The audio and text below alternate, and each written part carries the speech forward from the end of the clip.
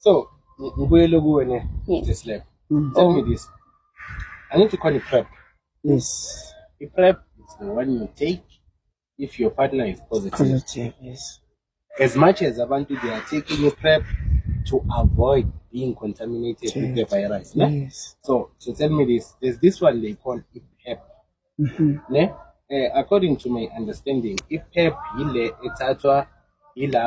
who are trauma victims. Yes. They were raped or they without their consent and stuff like that. Yes. So tell me about PrEP. PrEP, I understand it takes time to get into your system. PrEP is something with immediate effect. So tell me the procedure behind the PrEP.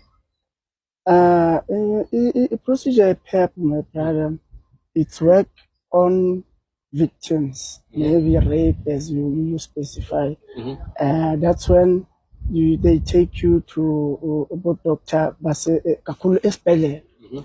when they'll do the monitoring, because they'll do tests before, and then through those tests, and then they'll tell you, this is what you can give, which is going to monitor the disease that the inside, because it's work for plus minus 72 hours.